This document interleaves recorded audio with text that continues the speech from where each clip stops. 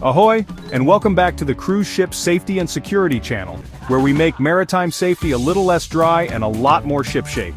Today we're diving into Part 3, Chapter 1 of COSWP. That's the Code of Safe Working Practices for Merchant Seafarers. And this one is all about the basics, general health and safety on board. Because safety doesn't always come down to permits and procedures. Sometimes it's just about not being an idiot in the wrong place at the wrong time. Let's get into it. First things first. How you behave on board matters. COSWP makes it clear. Everyone is expected to work in a responsible, cooperative, and safety-conscious manner. That means following procedures, taking orders from officers, reporting hazards and unsafe behavior, not fooling around in high-risk areas like engine rooms or on deck. This isn't a nightclub, and no, dancing with the mop on a wet floor isn't part of your duties. Let's talk about the big three. Number 1, alcohol. Most companies, and COSWP, enforce a zero-tolerance policy. Drinking while on duty or just before a watch? Big no-no. Number 2, drugs. Illegal drugs are obviously banned, but even prescribed medication that affects alertness must be declared. Number 3, fatigue. You're no good to anyone if you're falling asleep on your feet. Fatigue is a major safety hazard, especially in critical roles. COSWP stresses the importance of getting adequate rest.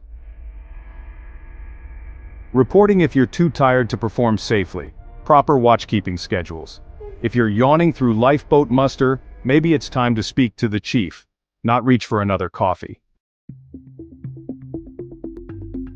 Next up, manual handling. Yes, it's not glamorous, but pulled backs and slipped discs send more seafarers home than anything else. COSWP says, always assess the load before lifting. Use mechanical aids like trolleys and winches. Team lift heavy or awkward objects. Bend your knees, not your ego. And if it's too heavy, ask for help. Nobody gets a medal for solo lifting a 50-kilogram mooring rope. A clean ship is a safe ship. COSWP stresses the importance of keeping work areas tidy, cleaning up spills immediately, stowing tools and gear properly, and securing loose items that could fall or shift. Trip hazards, blocked exits, mystery puddles, none of that belongs on a professional vessel.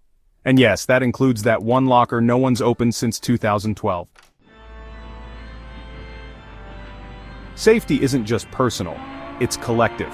COSWP encourages reporting near misses, stopping unsafe work, yes, even if the job is almost done, looking out for your crewmates and raising concerns, even if you're the newest hand on deck. You don't need to be an officer to say, hang on, this doesn't look right. Finally, let's talk about mindset. COSWP reminds us that safety is a behavior, not just a checklist. You can have all the PPE in the world, but if your attitude is rushing jobs, ignoring procedures, or laughing off rules, you're putting yourself and others in danger. A good seafarer is alert, responsible, cooperative, and always willing to speak up and slow down when something feels wrong.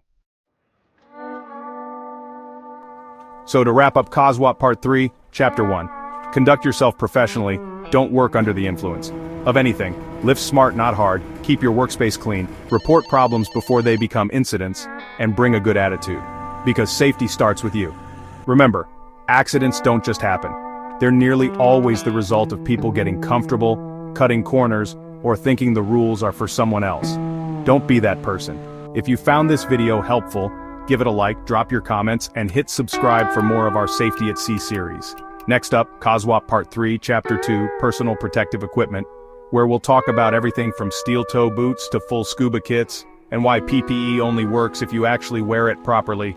Until then, stay safe, stay alert, and keep your mates safe too.